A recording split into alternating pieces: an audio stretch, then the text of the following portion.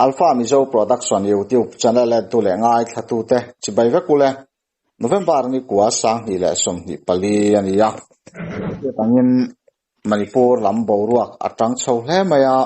ni jan lawa te po in ka na hi atheng le ngei don kan tia kan soi china hei wan doi thak tak main kan farnu pakhat chu meite ho kutwarin rong tak mai nan soi sa a kapok kha kan puin chiang le ulek zokin aron soi tura kangaya khatia an soi sa a an ti hlum mai po kha du tok lovin pong sual te alo tok ni nge in la langa rap thak tak seta an mani pon line at oma in hei atan te po ral na te kan han khona kan puin nakina hemi chungchang te poron soi fianga ti chuan kan unaw te thinrim apuak ke ve ta tak zeta tuna hian hun sang sanga in ka na atheng chome ka boruak kalaya nia in ka na thilkal mek laya nia akipa ko chuan kan kha thei ri lowanga mai ro chu kan sia thei ang chin chin te kan ngai thanga poni se kan pu kan som hal mai don nia ole masain kan unaw zo fa khobela omzong zong te zana le du sakna chibai kabu masa che uni Manipur ground report kan ron puang le anga kan riat thi ang te hei boin lam chu Manipur mun tina timaila in ka na atlenga tuna po hian in ka na atleng me kani ti kha amhasa kan han riat turin ka puang duwa nimin lamma thil tinga tangkhanin bul tran le ta ila atha in karinga hey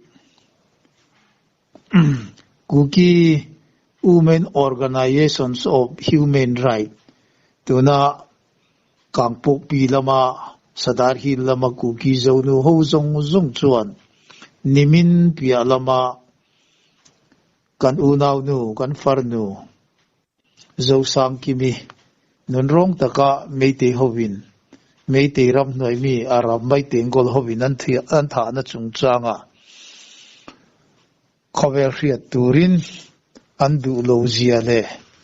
meiche ho ven him antu ziate cover riat turin an tlang zara sitin protest kha na satakin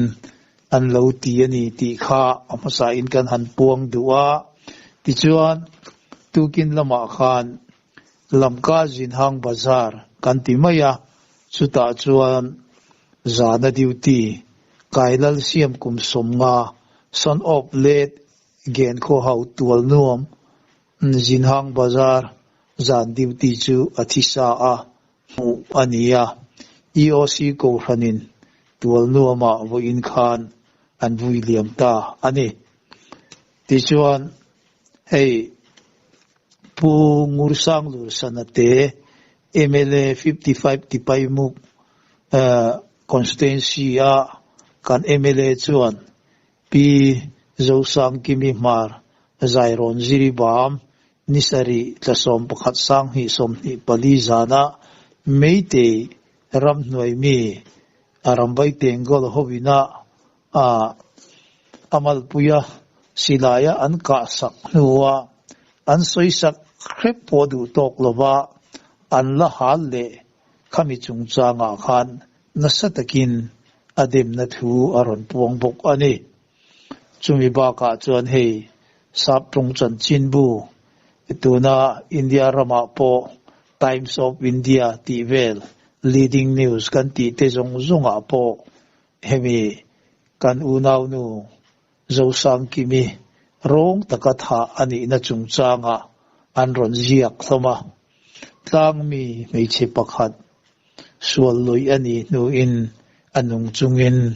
an hal thum ti in chanchin butam taka anron thai lambok ani ti chuan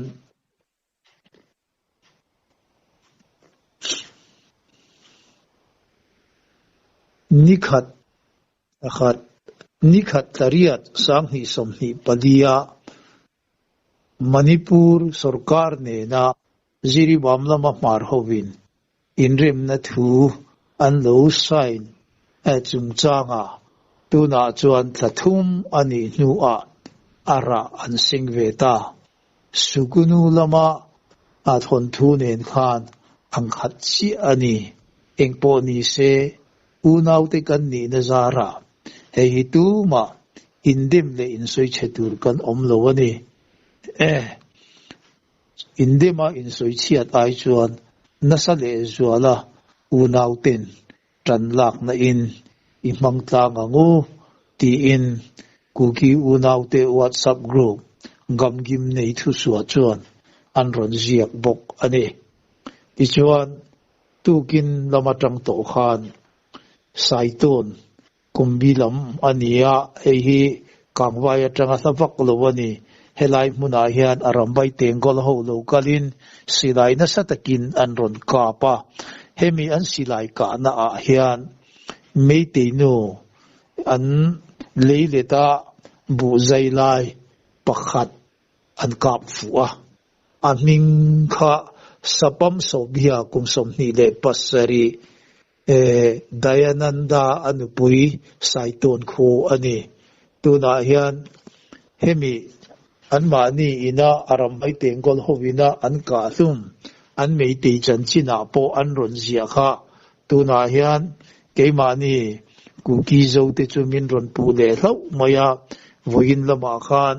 hengla ya hian nasatakin in ka na te po atlenga tichuan an mithi ruang tuna meiteinu sopam Sofia hi arwang hian zona saiton muna BSF te khang ho an ke ma khan wada du tumin BSF te nen po nasatakin anin nor ani ti kha chanchin kan lo hiat dan le video viral kan lo mu dan na changa kan rin report thei ania tin dampi thamnum phai lama po silai arik na satawangin BSF te po anlut ti kha chanchin kan lo heboka tichuan ko truk kang chu kan ti tuna patzang muna meite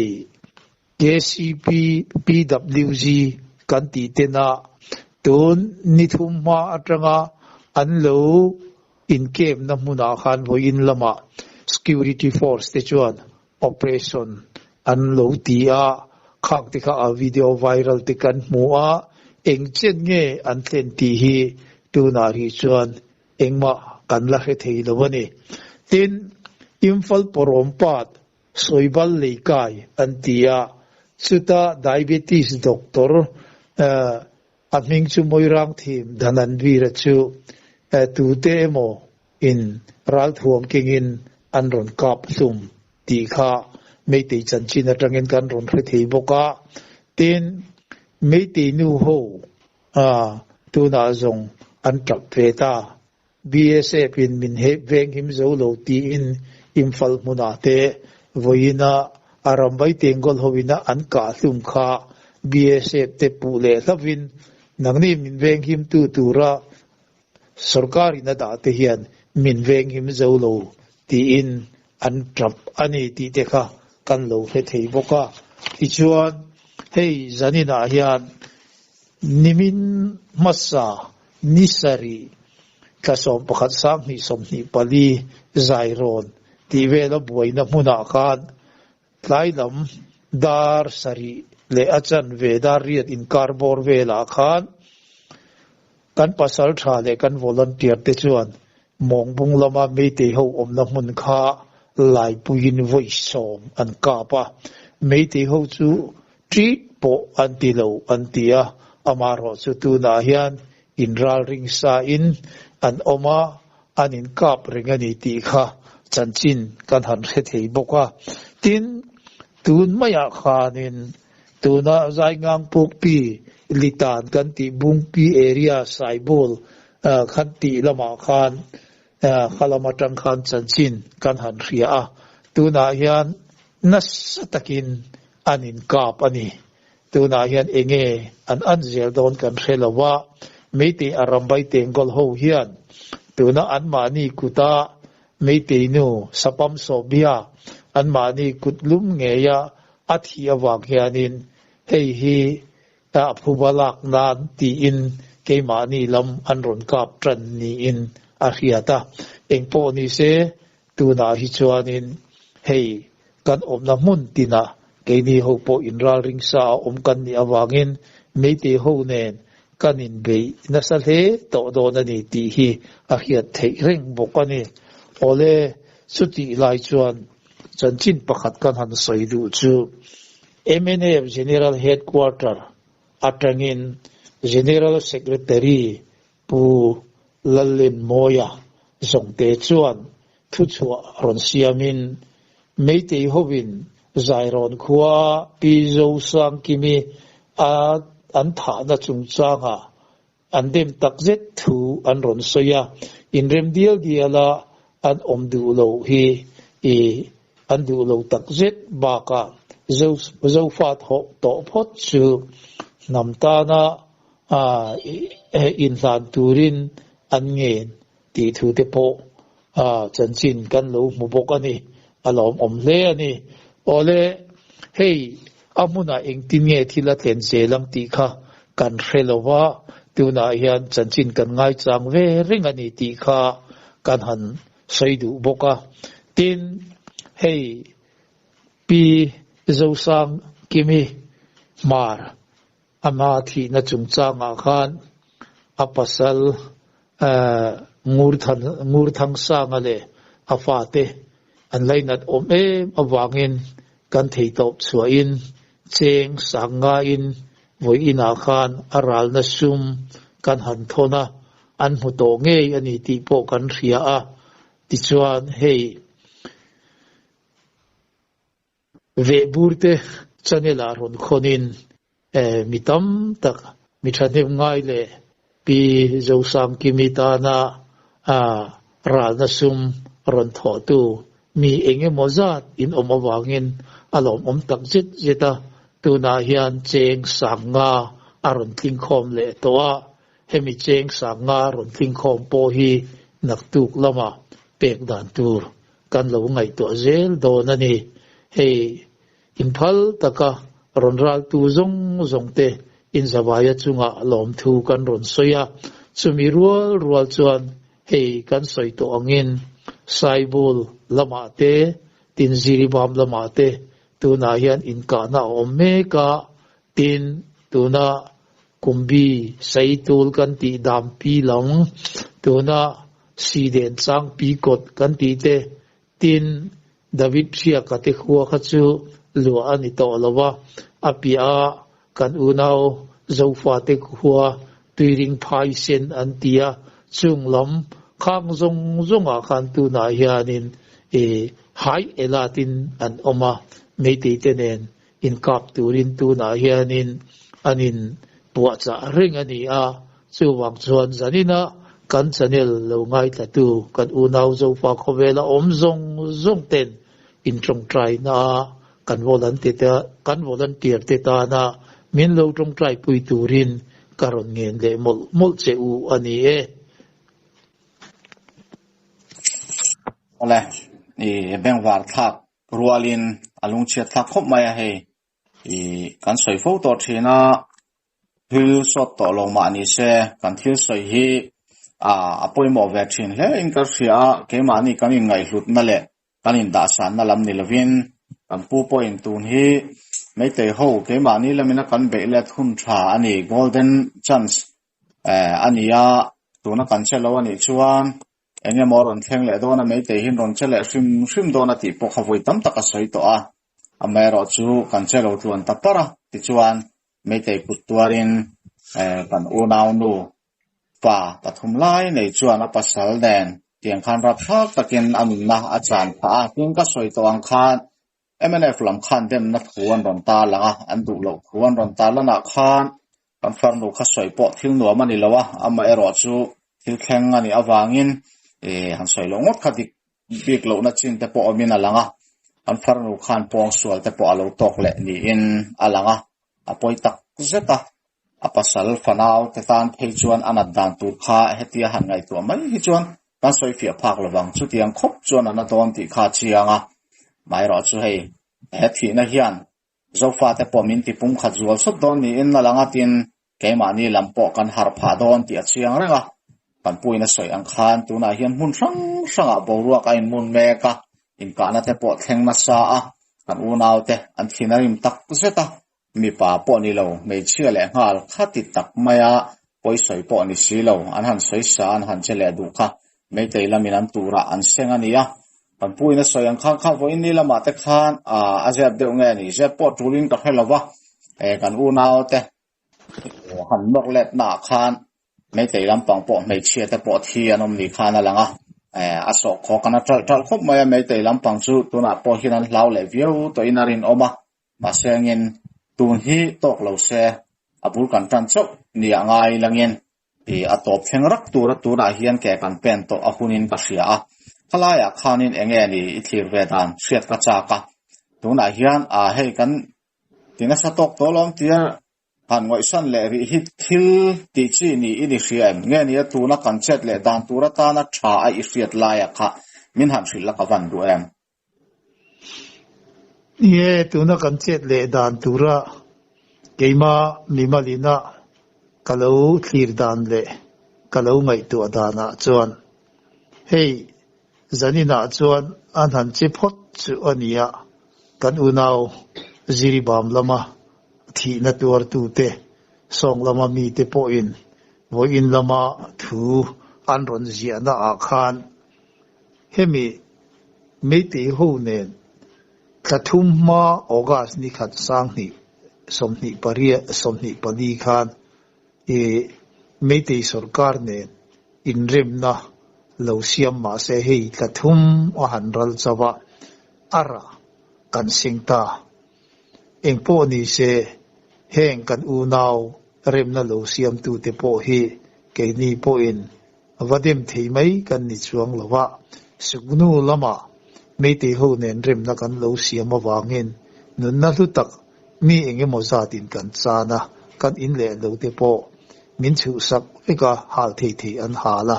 chu wang chuan heng kan ti dik lo ti tur anga kan lo ti lo na te hianin keima ni in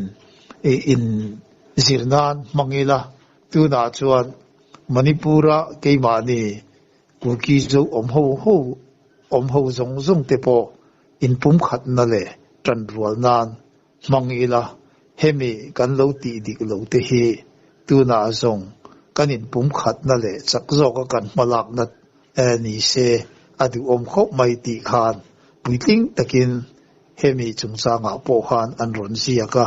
chuwang chuanin hunkal to athil kan lo ti sual na le kan ti dik lo na te kha atu po in thei hil sakin kan malama hian engtin nge chakzo ka ma kan lak theyang ti kha kan unau manipura zo fa zong te eril ru a han ma sa se ti kha adu oma ti chuan hei ama atanga ka lo soi to angin tuna chuan meiti ho po in min ron ka pa anni ho po tuna hian kan kap ve a abi masatu a zanina hianin mun khata kan tanga anni ero chu tuna saibul khamen luk kan ti lam tuna zaingang puk pi kan ti lama tuna hian anni nan ron kap trana jing lama saitul lama khan an ron kap tran ta a engpo ni se tuna hi chuan thei patop chua tran kan la ka kan om na hun thewa atu po tran kan lak angai ta a ama point ka soya meiti ho arambai teng gol ho chuan ingang loka training te anti kha an zo ti to awangin min ron kap thuai don ti kha ka lo puang to ka ti ange yin nimin pia zana tangkhan min ron be tran ta kha ania chuwang chuan tuna hian engtin tak nge tran kan la kang ral khata tanga han soi hi a ground situation ground reality amuna om kan ni lo chuanin han soi thiam hi a har khop maya engpo ni se kan commander ho heng ho hian ral re an thiam angai ta a chuwang chuan na nizan lama po kan soi to atuna hi chuanin khoya po anwa be na a hian tuna te khin nan mun pakhata tuna hian te khin nan saibul lama anin kap chura khata khanin anin ka na hmuna khan kan unaw zofa te hian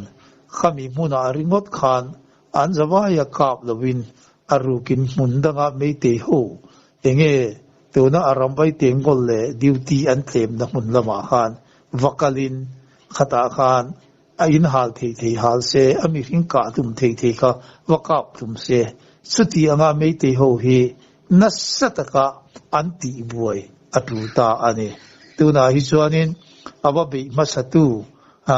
kan ni na mun a omlain anni ho poina min be na mun a omawangin tuna hi chuanin meite ho hi an atama antam ne him awang hianin mun tina an mani ti buai theina kong kan ngai tua in thurwala mi tam takpo nilawa mi atambera som emolek leka ani lokle panga som ti tea mun tin le ram tina meite ho hi vati buaya vaka atha thei vatha an inte hal sak thei an lir thei te nen wa hal saka khatia nga meite ho hi ril rumuang le thin thi amu thei dawa kanda ha tuna hi chuan atu to ni in karia chu keima mi malina tuna kan bo ruak om da na tanga kalau zira kalau ngai dan le kalau thlir dan kan chan thei dan che ani e ole abeng wat pha ke ni i do kha hun to lo ti kha ke po kalau ngai dan ani ya tin i soyang khan mun kha tu ngot kha tok to lo ba ale la ba me te hin in daya ke ni a in population apon tam zo ka tuna ontiaman zairon lama hian kan u nau ten kap tawakin mun dang hi ngai tha ni ta se zairon lama ni lo hian me te hi an ron cha chuak vele thei dei do na chu atum pon tum nge yarin oma chung ang zong an cha chu thei na tur zong a chu ke mani la mina lo mak hala an chat ma a lo chat hi poi mo len ka sia a hei thilani turang ani chho to a kan theveka central force lampang vo in ni thleng hiam kan lam tang an ni lo zia lang chho zelatin a central lampang apo ka kan puina soi ang khan national media zong alwa khatta kan farnu thinara phlop takin a central lampang hi chu modia te po emma soi an nei fiat tura lo om le ta chuang lo wa chu tiang vel mai chu nia chu tiang ani si chuan enge ke ni hiam central mit me hi kan ven viawang an du in mai te in min tia tu na po hiam te ni lam tan chuan eng ti point che ila chan satha kan ti om zia chu eng ti point lo che ila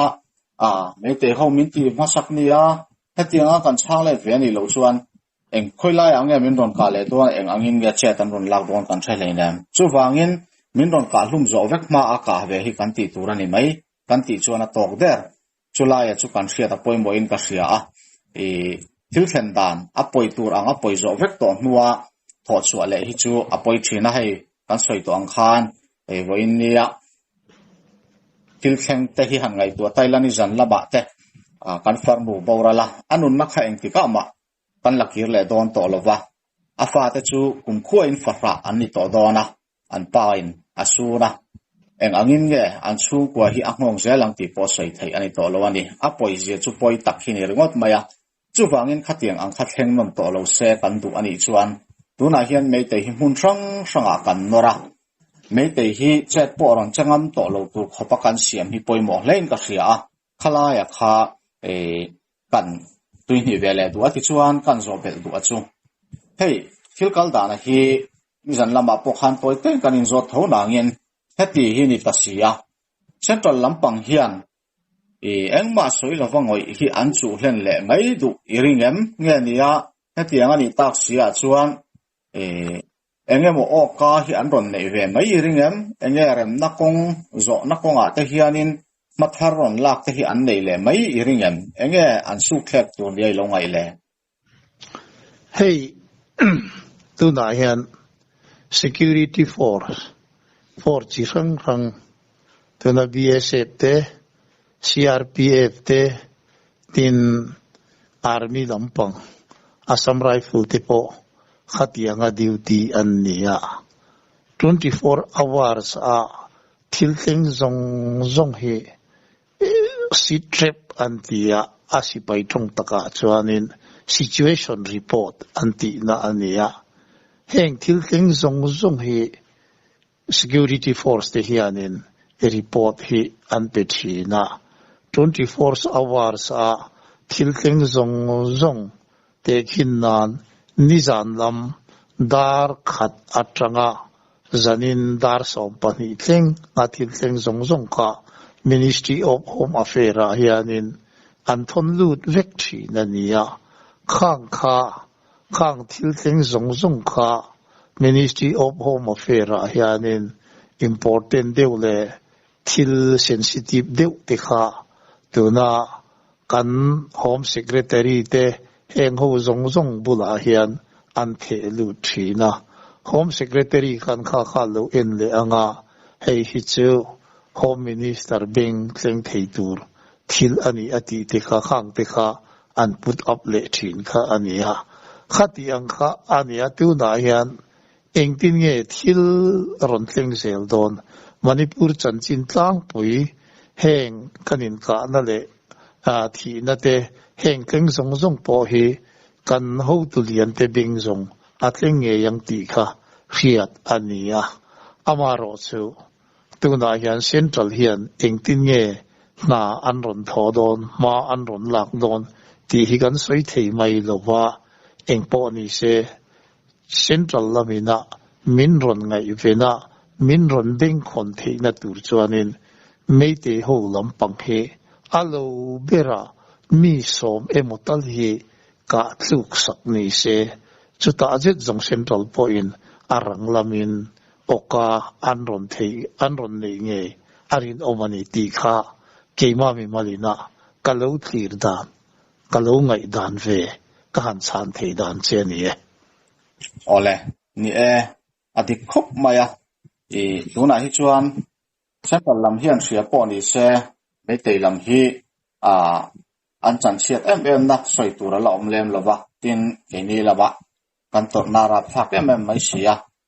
chu wangin he thi na hian ra tha chua se tun ai na sa hian cha chuak zel mai selangin in ka na hi khoi lai amotal hi chuanin ran to mai selangin ti chuan central po hi chelo thei lovin kan siam don ti achianga tuna hi chuan an den hi thleng thin ma se tem lai dewa kan unau zong na thak mai chia te sarwakin an paret puya tiang chuan mol phau top khokin an siama khami chung changa po khovelin an dem ron loi US at theng in an ron tong chuaka khami chung changa po umadia ten ngoi tlata atopa lo theilovin an ming chiat lu tuk tur liap kunan o kan ron nei ve chau khania tuna po hian ani na taka chuan ke kalo thlir ve dana chuan chuti te lua hian an ron chat chua le hi ka ring lu tuk lova ron chat chua po ni se ke ni ta na ham that na turang chi emo chan that na turang chi emo kha chuti vaka an ron din chua pui ka ring lem lova chumi ani awang chuan ke ma ni lampang chan that lo thei lo na tur ang zonga ke kan pe na kan chet ve thei na tur kan nor ve thei na tur chu kan pui na asoi ang khan na sale zual zo ka kan cheta silai kan ka pu areng maya mei te hi klem bera mi som ni vel tal rat hak taka an na kan la ve ni lo chuan central hi chuan chu ti te lua hian menon uksa khi rin omin ka helowa chu wangin central po ngoi theilo top tura kan siam ve theina tur chu na sa zo ka kan che tani ti kha chiang reng maya khala ya kha kan tui ni ve le du ti chuan kan zo bel le du cha chu hei voin ni lampang zai ron lama khan isoi to ang khan kan unau tenan va atek ve ta mei te lampang chuan eng man ron soi ngam lova tin chang let ngam tur chi po an ni in la lang lova enge ni voin ni thil thleng vela khan mei te lampang hi nun na chan hi engza nge ti te ke ni lama hian ange tiam tuare mo khatiang ang chi khakan omem ti la ya kha a hiat thei to em le tun thleng hi chuan ka han riat thei dana chuan ke ni lampang hi chu tuma chu tianga thi le hliam kan la om lova mấy tỷ lắm bằng bò hi chiang ta ka kon fa ma chumi khami chu an kap thum ti kha khiat alani lova amaro chu kan pasal tha kan sipai te khang ho khat mong bunga tang khan mấy tỷ ho kha lai puin voi som an kapa ma se eng ma min ron chang let lova engemo an ni point thil tum le ril ru engemo an nei ani ang ti in tu na ri chuan kan han ngoi san ri le ani tia a min ron chan na kha khang te chia kha tu na chan chin kan han riat thei te an ni a me te ho lam pang he a thi le liam chu ti za kha ti za an om ti kha zan thim thil thu ani boka wa in pu pha le an lai pi ka atak na bom atak puna ami sing te po kha ral khata tanga han mu thi ani lo awangin athi le thiam lampang kha chu tu na ri chon engma kan soi thei lo ani ti kha ka han chan thei dan che ani e ole ni e confirm chi ani lo hi chuan soi sual te hi a hlo ma chu wangin hoisen taka soi kha har sa mitam tak chuan kan long muin karinga Manipur News ngai ven deuh hlek kho chuan video viral te thalak viral te kha chu kan long mungen karinga mei tei ho ruang te po kha mu tu ro ma mai ro chu kha voin ni thil khenga wanga nun na chan an ni e ti kha confirm na chuang lo wa amai ro chu nun na chan kha chu anom nge ni poina langa enga po lo ni se mei tei ho thi le thi lo kha chu ke ni tan engwa ka ni lem lo wa ril ruwa ong zo ka chu voin ni thlenga tun hun thlenga nun na chan an lom lo te hi amaka na sa thei ang beranor let hun to ania chu wangin kan farnu hetiang anga rong taka athi na hi aman hi an phur nge nge an phu to kan mu nge nge anga hi katia ke chuan chumi tur chuan kan du ang za na chan let na kan peng ma chuan ngoi ri lo hi atulin ka khiatin David Chiak te po katiang khop khan an soi sa anun na chana amai ro chu kan chan let na khan du khop atling zo lawa chu wangin khang ang zong zong thil kal to zong songa kha tu na hian mei tei ho hian an tor let ve nge nge theina tura kan che chu hun golden chance ani a hello hi chu chance kan nei po hi ari nom to lo chu tiang ani awang chuan kan che chu nge nge hi poimo hle in ka sia ti chuan enge ni i lo thir ve da na tu na hian hey ke ni tan chuan mei tei ho ka let na hun thatak mai central lampang point ang point ron tran se thiam kan chan ve thei na hun ania he hun hi bo pel taila ke ni tan hian mei tei ho defensive ringop ni lo offensive va beya in phat mar na tur thatak kan nei le thei na tur chance te hi a om le thei iringem tunang hun lo hi ke ni tan hian enge ni om le thei tura inga yam ti la ya kha zaw de point min han soi sakla ka ban du em hey kan ria ka som le pariat vel akal me ka hemi chung hianin tun ang hun anga kan ta na me te ho kan do let ve theina tura hun tha hi a om to lowang ke jong ka ti ngam ani a chan chu hey kum thar nu a hian ti mai la sang hi som hi le pali po in ni thinga hianin chu ti anga na sataka in ka na hi a om to lowa in ka na kan han boi na sat lai kha sang hi som hi le pathum kum Christmas don nai tling kha ania kum thar nu a pe chuanin chutin taka na salutu ka in ka na a om to lowa chuti lain mei te ho an mani buai in an lo buai ve a khatiang kan ke ni lampo themin har sa hlom hle ma ila thok tle ma kan lo lak le theilai hun te po ani awangin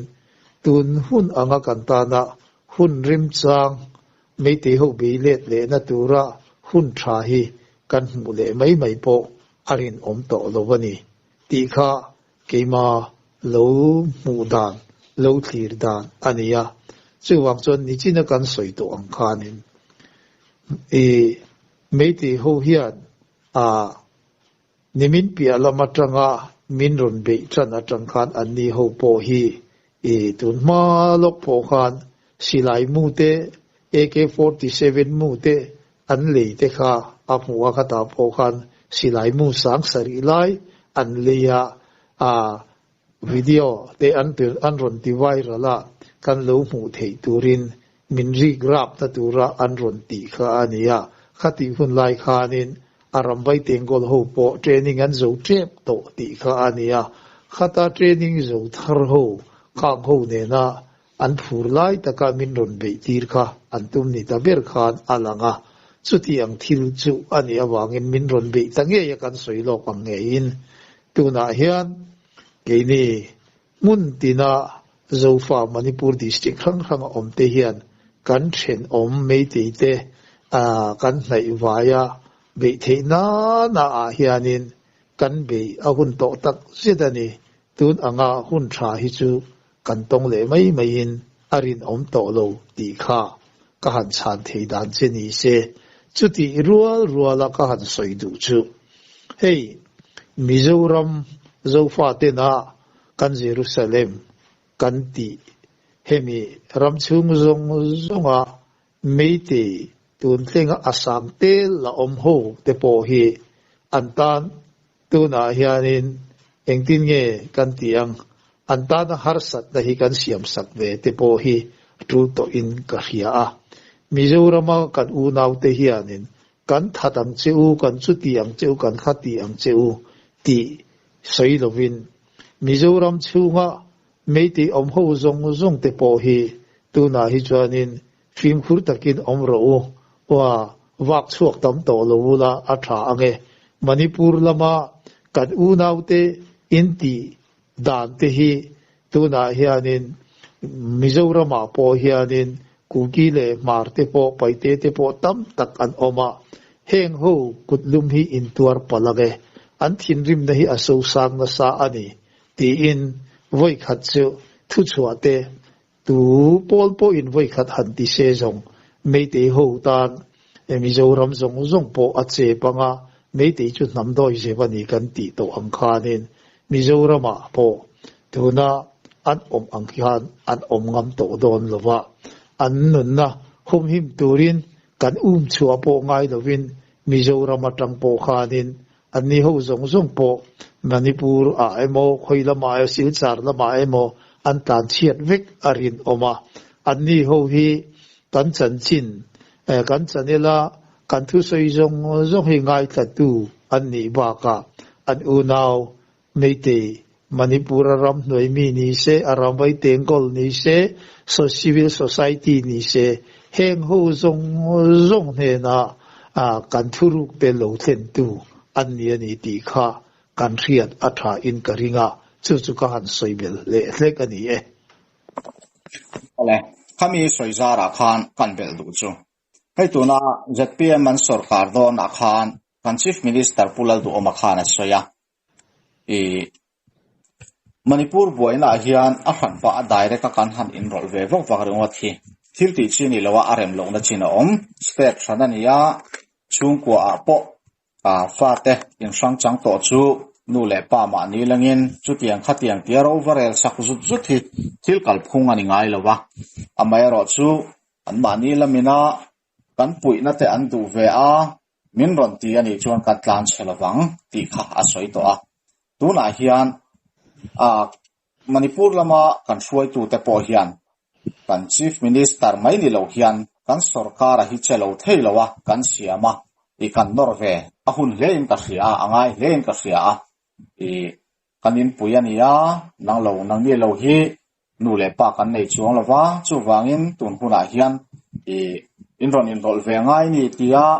thiam taka Mizoram sarkar po hi kan dor the ni chuan tun ai hian kan ta na tang kai zokin kan siam theyang chumi ni lova an ma ni ron chet chu hun le engangin nge ken ron pen don ti ngak ringota kan omani chuan heti lai Mizoram chunga Mizoram sarkar tan hian state chana lo han involve ve vak vak kha arem lo na china om ve thin khalaya kha kan sia ta poimo in ka sia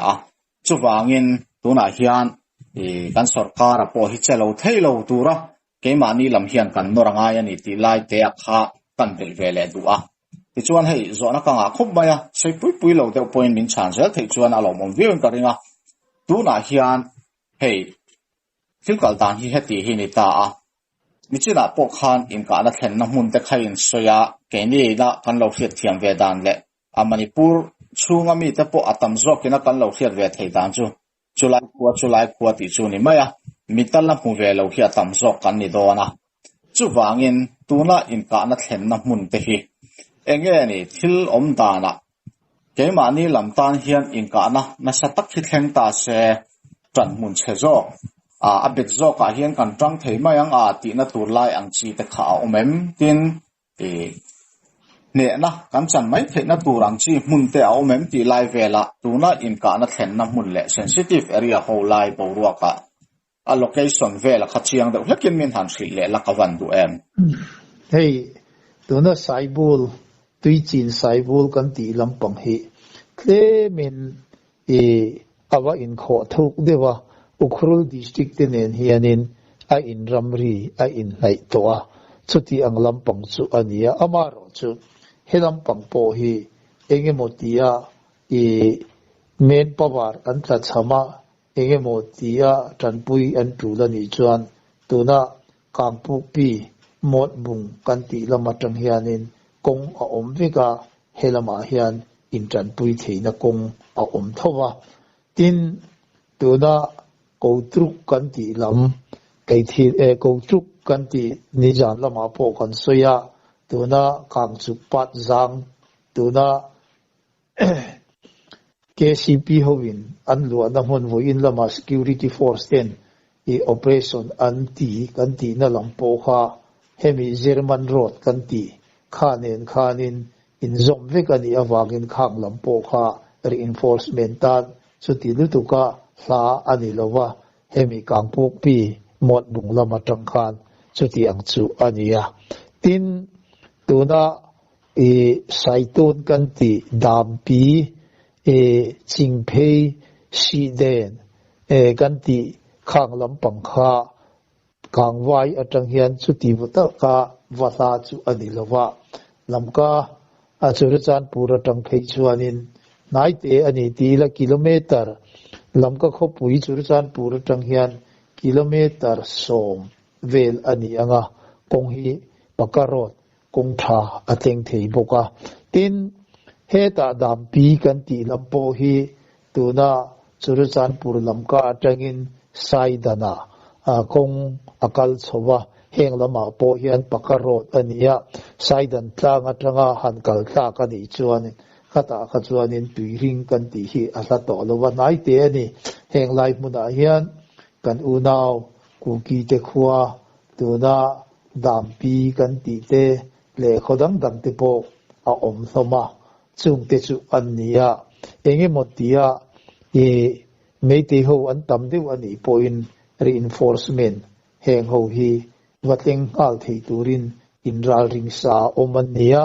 kan tran mun hi heng lai muna hian tlang sang lama tanga achuk zonga meite ho hi ka thei anni awangin heng lama tuna chingphei siden dampi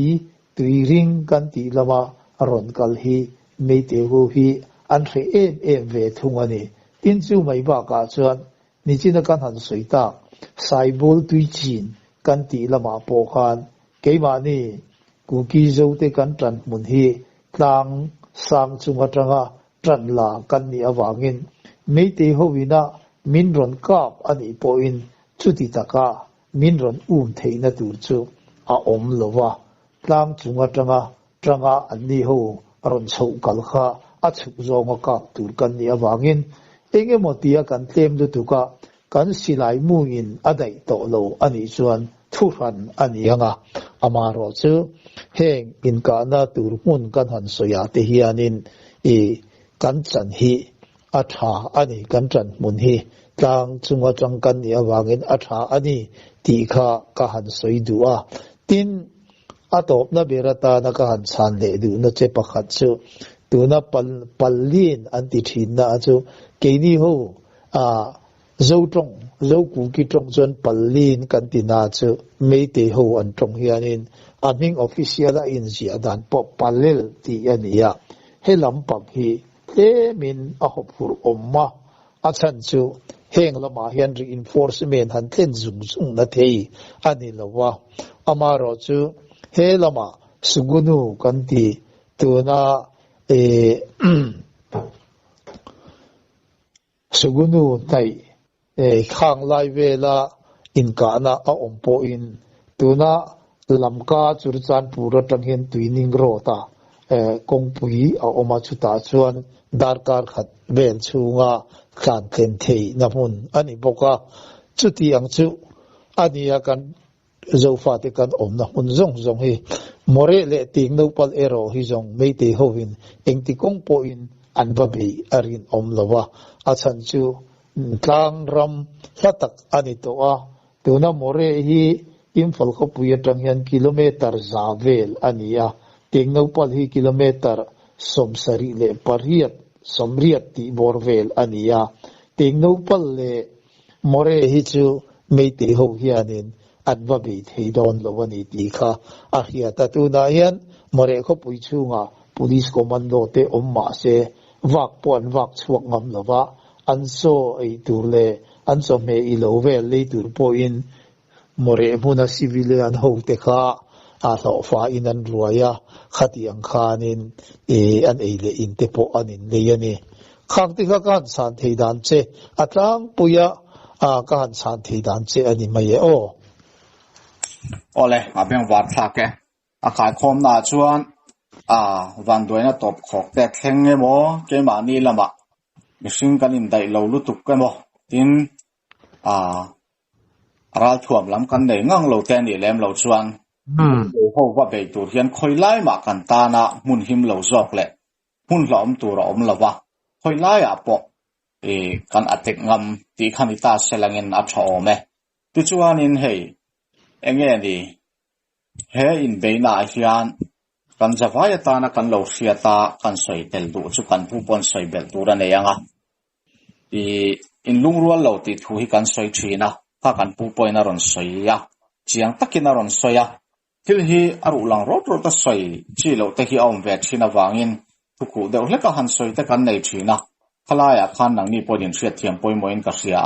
a front line lampanga te pon an ron soya komen lama te in lungrual lo hi kan ti thina keni aral do tak tu te hi chu kan in lungrual vek koilaya po ral dowin meite hi ka pila chobel khat kan jen za kan nei ang kan ei howa in silai mu po anei mai kan in pe anti adik chi ani amero chu kan puina ron soi ang khan in lungrual lo ti kan han soi le thin po jeribam zai ron lama in rem na an lo zia puite khangang te kha apoi zia kan hria hei tu na in rem na om zia nei lo zia le me te hobina min mangai lo zia te in rem pui tak thei an ni lo zia te heng ang hi an thang kam mai ani an thang kam hi apera min o theina tura ni chuan an ni chuan avai bel chetel pon ui don lo chu kan hriat thara poimo chumi ya chen na chu tu na kan mule ta chi rem na te an lo ziak ve tak na in marin pui lam pang pon ril runan thinarima marin pui te pon su thiat veka kutilaya pol te po tiang chu thil kal dan ani ya ti chuan heng ang kan han soi chuale chin chan po hi keima ni ami pui te lam ni lovin a huai tu te lama hian in lungrual hei theilo kanom le thin hi poi kan ti chu wangin khalaya kha kan soi dan laya te po khamin lo fiat thiam puia kan news te ngun deuh hleka in ngai thak chuan kan soi om zia khain man thein karinga khalaya kha kan soi lang du atin kan pu poina soyatin kan unaw ku ki zo te poina an ron thu chuan ron siama tun hi in dem vak hun po ni to lowa thil ani turang ani zo vek to akal vek to chu wangin tu na chuan khang kan ti sual khan fin namin pe se chakzo ka mei te kan do na konga ma kan son theinan rabi poimo taka mangta ilagin athale dona khalaya kha kan bel vele du ati chuan poimo bernia ka khiat kan soi zom du achu una hian khoilai huna po kan unaw te hian kap vek mai se kan du chu kan du dan vek aniang ma se chumi tu chuan enge kan mamo kan hria mấy tây làm hít chu Manipur sarkar ina puya tin central lama po puran chu cho sumle pai an chief minister Biren Singan ahon mek maya tam tham tak sumle pai hona khang te kha ke ma ni min ka let na tur le na man ruwa tan ten mang zela amai ro chu ke ni lam ve ro chu khati an tur khan tu ma han pur tur kan nei lawa kan u naw tena in han nei chun chu mun sang an u naw zo fa te hi pan ni chu wangin tu na hian hei in kanan thleng chawanga zan khathil thuwa in kana a thleng po hianin kan soi fo to thina vai bel chetel hi luang ral zelani chungang zong chu khoi tangin ngen nei ang kan ti chuan ke ma ni an u naw tena kan puina tang lo hi chuan engma nei na tur om lova khalaya kha kan hriata ke ni point kan tran ve theina chu thilpe ka te tong trai na lama te ni ti kha kan hriat thar le poi mo hleng ka hria chu mi ni lo chuan ne na hi kan chang zo don lova ne na kan chan nge theina tur chuan ami hringin ngamin question takin va be ngam po ni langin aman ruwa ber kha kan nei si lo chuan ti ngai na om lo chu wangin ne na kan chan theina tur chuan kan tran ho a poi mo a thilpe konga te tong trai na konga te thei po pakanin puyanga yani ti kha kan soi du akhala ya khan kan pu hian soi bel du anei karinga an soi bel ve sela wa thom em ole ni china I soi to ang khan kha thu khan ya karon soi du mi hing hi tu ma afel fam kim kan lova mi fel ber mi tha ber kan ti te po hian fel lo na lai le kin lo na lai anei lo kan lo ani kan ho tu then khat mei te ne na in rem na lo siam te po an ti sual ve ania an ni po in thil thalu tuk tur an du luat wa ka hetia nga rem na te an lo siam pui te po alo ni ta ve nge yanga ma se an ngai dan kha alo ni to lo awangin hetiang hianin thi na le mol pho na rap chak tak kan chunga atleng ta ania chunga chuanin tu na hian atleng tur ang athen to awangin atu po in in soi ming chiat nan le in dema in chir the nan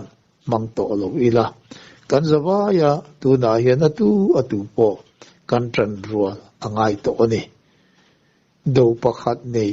mel ma pakhat nei kan ni awangin adik tak chuan Manipura zofa te chau po ni lovin khovel zonga zofa om te hi tu ma hi kan dang chuang lova ti tak e ma chuan Manipura zofa nam rang om te po nupui pasalin kanin nei ton veka atu ama hi chutia wa in howak tur chi po kan ni lowani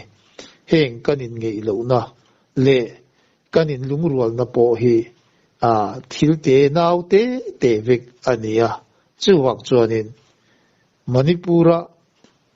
nam tin chitin zofa te om khom te jinga kan ho tu kan hruai tu nang ni ho hian in rem na kong in ron zo a kan zawa ya lungrual taka kan tran thlana kan mel ma me ya pa anause na pitar aputar po engma laina na le khonga ina nei mi alawa min that fai vek tum tu mei te ho hi lungruala una wa kan do za ho anga yani ku ki po in ama chawin do se an ne chuang lowanga pai te po in mar po in gang te po in vai phei po in tu ma mal tanga mel ma wa ne thei tur kan lo kan mel ma te hi an na mai lo an tamani kanin thurual na chung po in kan tan hopfur tak an ni lain kan unaw zofa khowela zong ten thei pato chua trong trai na nen min tran puya wanga hetia nga voi in ni tlenga la ding thei chau zok hi kan nia chu wang chuan tu na hi chuanin kan unaw kan pasal tha kan volunteer kan mei chia kan nula kan nupui kan fanau te thi senin min awa heng rilru te reu te kan neya chi bil nam bing anga bil anga kan ril ru put dan zong kha tu na zong ipai tlavik ango chuti chuan kan tang rual thei to anga kan hel ma te po kan laka tangin andu angin min ti thei to lovanga ne tu chan kan chang don chuti a kan tran phot chuan unaw in ngei diala om te chu pathian po in atran pui du ani ti kha ria ila kanin ngei lo chu ero chuan kan zinga kan biak pathian po hi aron tel hi arin om lo ani chuwangin in ngei dialin ma ila tlang ango tuna china chuan in rem na kong zo in kan volunteer le kan pasal tha te hi hoisen taka kan mel ma te be thei tu hianin ho tu zong in tran la in ma ila tlang to anguti kha kan ho tu le ngai tha tu te zong kan volunteer te le kan roi tu te ni se in he na karon som na le karon ngin na che u ani e ole kha zong kha zanina ta na ka han soi thei ni se hei trung kam hi kan thiam ve lowa a thu hi amoi tur ang le ani tur ang te po in kan soi thei ngai lowa amaro chu ngai tha tu ten angai thak dan min lo thiam sak thi na wangin in zawaya chunga lom thu karon soi le ani e ole along mom thina I hey news te zon kho maharsa I kan pu po ai chol ni pathian ni te ni do na in buat sai na tur anga em a chuti chung chuan news te harsa takin ai zan dai lama min han ngai tua pui le the min han ngai min han lak khom sak le the chunga po hian lom thu kan sai tak me wa tin hey engen adam lo te po kha kan la ha fekinarin oma mani loka patiang khan nak khip tak mai nan tlau buaka a memory te lo sa chu tiang khop chuan a har sat na ai na tlau buaka doctor te phei chuanin ril rongai tu ana sen vok vak te khatun thlegin ala phallo chuti chung chuan ram le nam tan ti in kan ti thei tlem hle ma se manipur boina ngai ven ve si tulak na tur khasi lo khatam tak kan oma chu mi ten kan lo fiat ve thei na tur chuan ti in mani taksa po duat thei lovin tiang hian tan ala ani chunga tak po hian lom thu kan soi du'a ti chuan hei atom main kan unaw te ta na tholom ron tho tu te kha kan chiar chuak zor suranga an ming ka chiar mayanga hei kan unaw kan soi tak ang khan awan duai na tok te ral na tur te tin tuna boina kalme ka tan te saron tho kanom zela kan lom le maya spring mar tin lal thanzara pachuaw mamuani lalmuan kima nun moya mar moya ralte lal than puya CMS holiday pulurte tin niki khiang te pula zam liana sailo pula lengza wa chak chuak khena chinza pula rin oma le midang hemi kan puan ma mania ron tho te po kan oma khang khachu kan puang non to kher lawanga zawaya chunga lom thu kan soya ale tam tak mal som na lo dong sel turin du sakna kan hlan tak meu chewa kenin in tan em ma ti let thei kan nei lawa ama ero chu heng kan in thil ti song hiram le nam tan ani ti kan thria lalpan ale tam takin na rul em ang cheuti kha kan ring tlata kan be sei tlata ti chuan ka soita kan khan in kana a thleng chole tak don ni in na langa chumi tur chuan kan mamo zong kan hriat vek kha heng ang hi wana tangina ron tla don lawa mei te howin min pe don lawa chuwangin kan unaw ten ne nan chan theina tura tan chuan han in sang mar leilangin tuna ne na kan changani chuan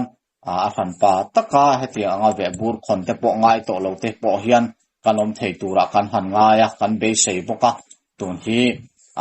hun poi mo lai takania kan unaw te hi kan tlan chit san mai kan en liam mai chuan tu ma pui tu turan nei lawani ti hria thanem ngai taka anta na ron luang chuak le tu point in khongai na kha atharin kan han ngen le tak meu mewani ti chuan kan soi tong khan hei in ka na hi thleng meka boruak hi engangin nge kaldon hriat ani lova in ka lai te phei hi chuan hmuna om han biak te in thakun om em em a an mani tan po hlom ani theina chin te lo om ve bok nen kan pu nen atangin nak tuk lama te zan in lambo ruak te po chiang zok ka kha thei tura in ngai la lo be se le phol mai langin a tha ange tuna tan chuan kan du to kanga arang lamin thu thar aum vele ron talan le kan tum don ya tarik pasari November ninga zandar ku vel khan meitei help polai chu zairona hunglutin kan in le lo tam tak an ro a kan sang nu ngei meitei help polai chun akia an kap nungin nun rong takin an soi saka mei hai chen an ro a hi thu hi Alpha Mizo Production YouTube channel hain theitokin rupees chengsangain anhungrala lom kantilhe kan beidong na kan harsa na merepe ka theyang anga anmi hungral na hi kan lom le ni Alpha Mizo Production YouTube channel hai mating paya thu tam tak mi hai reading pesuk tu le mi hai in na tla ni theidingin mi somdol ngai hai thangpui pe theidingin di sang na in sang tak kanin ha